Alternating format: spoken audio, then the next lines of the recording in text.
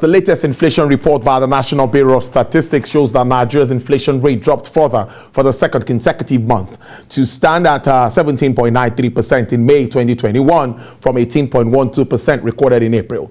This means that headline inflation has finally ended a persistent uptrend that lasted 19 months as the index, although still at historically high levels, rose at the slowest rate in the month of April 2021, as the moderation in inflation provides a temporary relief to an economy that is simultaneously struggling with high level of unemployment and sluggish growth. With food inflation still above 20% and remains the major driver behind the relatively high headline measures, the World Bank in its latest report disclosed that the country's surging inflation and rising prices has pushed an estimated 7 million Nigerians below the poverty line in 2020. In his June 12 Democracy Day speech, President Muhammadu Buhari said his administration has lifted 10.5 million people, Nigerians, out of poverty in the last 2 years. But economic indices in the last 2 quarters has not been sustainable enough to lift people out of poverty, and prices of food are not getting cheap enough as they would be or they should be. I introduced him earlier. He's joining me via Skype. Is Mr. Taiwo Okwade, and he's a partner with Deloitte Nigeria. Mr. Okwade, good afternoon. Thank you very much for your time. Good afternoon, Tolu. Thanks for having me. Let me ask you this question this way. Are you one of those that believe that this downward trend doesn't match up, or if we put it side by side with what we see reality on ground? Are you saying that this decline we see in inflation figures is something that will continue this way, or it's just for some time? We might go back to the high side again. What do you make of this drop in direct terms? Okay, thank you very much. That's a very good question. Personally, I don't think we are going to be seeing a turnaround in the inflation number in the next 1 year or thereabout. The number that we have seen, especially in April, that indicates that the inflation number is reducing year on year, is going to continue. We've seen some of some things happening in the agricultural sector that are making the prices of food, essential food items, and some non-essential items to reduce. Even though, when you compare the numbers on month-on-month basis, is looking worse, but on year-on-year number is improving significantly. So we are going to see this improvement for the next for the next few months, maybe towards for the next 1 year or thereabout, before we start seeing a turnaround again, possibly in the next 1 year.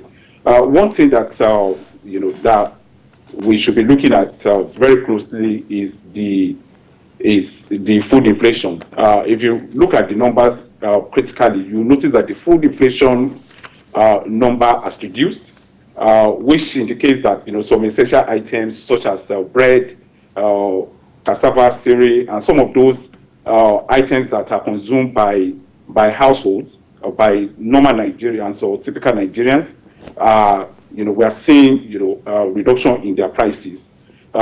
Even though, like I mentioned, if some of the policies that government have introduced to curb the negative shock of this inflation number continues to work the way they have been working in the last few months, we're going to see a continuous improvement maybe in the next 1 year. Great stuff there. Now, about the World Bank now, let's stay a little bit with the World Bank. They've always had this argument for Nigeria to develop sustainable policies that will aid recovery, and clearly that one is removal of subsidy, flexible exchange rates. They come up with all of this, that's the only way they can keep lending us. So when they come up with projections and figures like this, many like to say maybe it's just because they want to lend us some money, they want to put us on the edge. Now, what do you make of that report also from the World Bank, saying more people are being moved into the poverty line. And the government just last week is saying about 10 million people have also been pulled out of poverty. It's really contradicting. I don't think the reports really, I don't think there's anything really new from the report. Some of the recommendations by World Bank, are the things that commentators and stakeholders in the Nigerian economy have mentioned before. We know that the Nigerian government will eventually have to harmonize the exchange rates. It is not sustainable for the parallel market rate and the NAFEX rate or the official rates to continue to go on a different trajectory for the foreseeable future. It is not sustainable.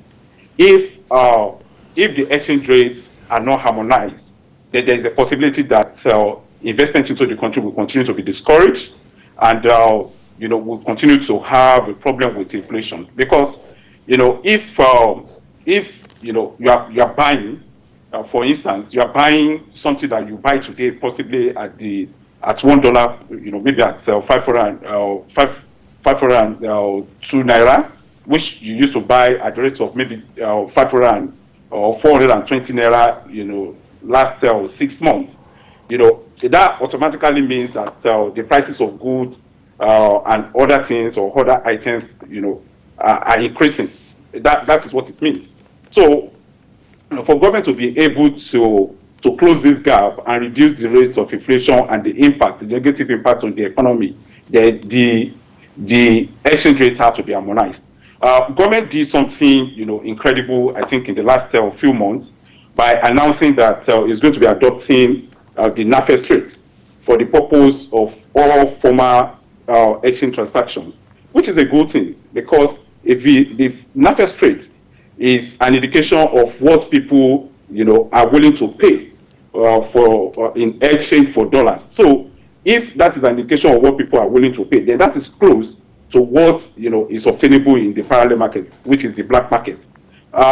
It's a good thing, and that's one of the recommendations of World Bank. The other issue that I think World Bank mentioned is the introduction of certain fiscal policy,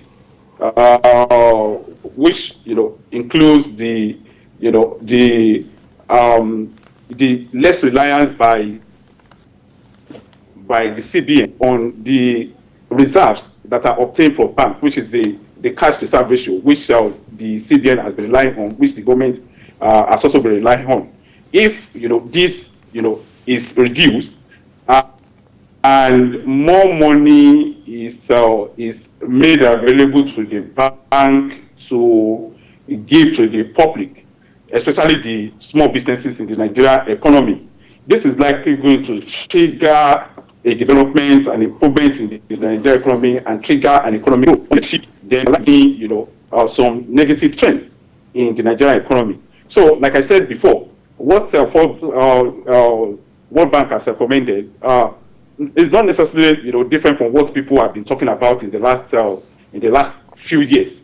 So I think it's a good thing if the government can continue to sustain some of the policies that are working for it, and they'll do away with some of the policies that are making the economy to tank.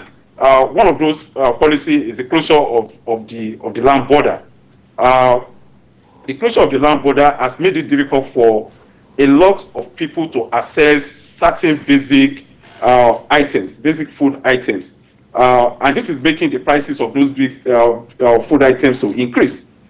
So if the food of items are increasing, that's likely going to affect inflation, and it's likely going to affect the level of economic activity in the country.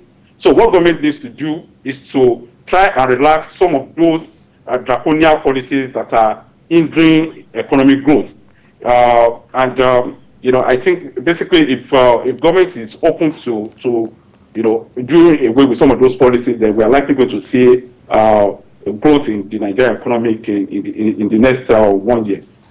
All right, let me follow up. Still staying with some of these jobs created by this administration. We see the agricultural sector, small and medium enterprises, artisans, and market women, and all of that, talking about all of the schemes and all of this. But many would say that they are yet to see the effect of all of these interventions by the central bank. Anchor borrower scheme is there.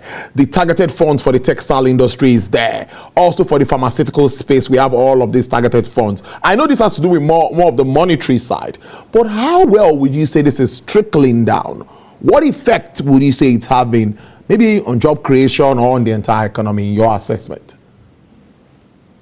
Yeah, so I think the problem with the employment is that the employment in the local in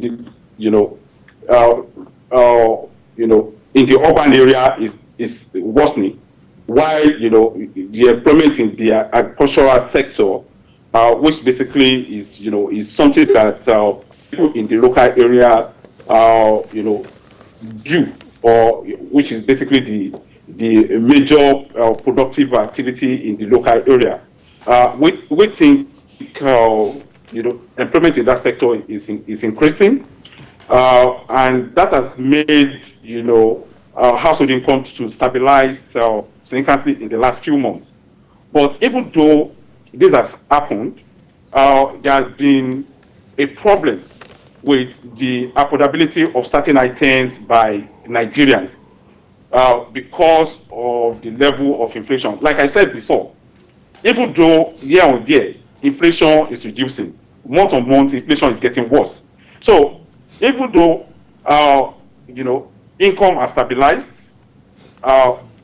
people's ability to afford basic items is getting worse. So people are still not able to afford the things that they used to afford in the past.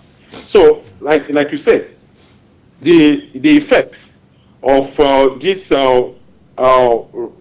decrease on employment in the local area is not being felt in the country because of the rising inflation, and because the people that are moving from the urban area to the other part are not being employed, at a rate that would make it sustainable for them to be able to afford the basic items of life, because labor is now very cheap, because we have so many people that are moving.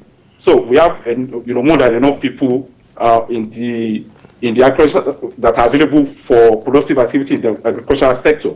But that is but those labor in the agricultural sector are being engaged at a cheap rate, which is not doing any good for the Nigerian economy, and is not doing any good for people to be able to afford the things that they need to buy for the purpose of sustaining themselves.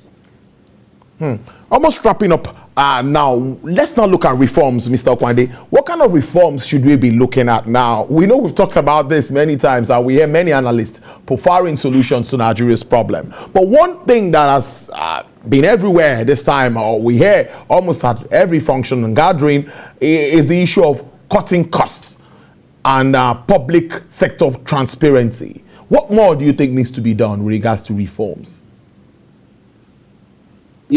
Yeah, there are so many reforms, that government need to embark on. Like I mentioned before, government is already embarking, or federal government, per se, has already been embarking on some impressive reforms. But the only problem is how to be consistent in the application or the implementation of those reforms. I agree, transparency in the oil and gas sector is an important, reform that government will need to embark on, because agriculture, the oil and gas sector, contributes significantly to the Nigerian economy. If you look at the main source of our foreign exchange, it is the oil and gas sector. It is the money that the country generates from the sale of crude oil. So now, for the government to be able to turn around the worsening impact of inflation and the worsening impact of the the low level of economic activity in the country. The government believes that transparency in the oil and gas sector is paramount, because if there is transparency in that sector will drive the other sectors of the economy. So the oil and gas sector is not the only sector that the government will need to focus on. There, like I mentioned before, agriculture is the mainstay of the Nigerian economy. Government must also be able to focus on agriculture. Agriculture is very important because it's easier to get people engaged in the agricultural sector than any other sector of the economy. So government must also be able to do something about the sector. Certain reforms must be introduced into that sector, especially regarding the value chain of that sector. How do you get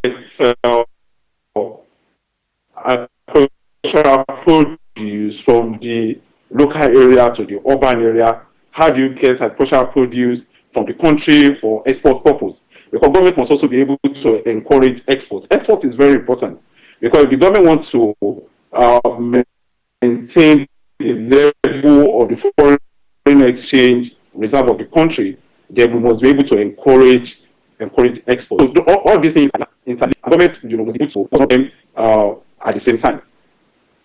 The good way to leave it, Mr. Taiwo Okwande. Thank you very much for your time. It's always a pleasure having you on the show. Partner, Deloitte Nigeria. Enjoy the rest of your day.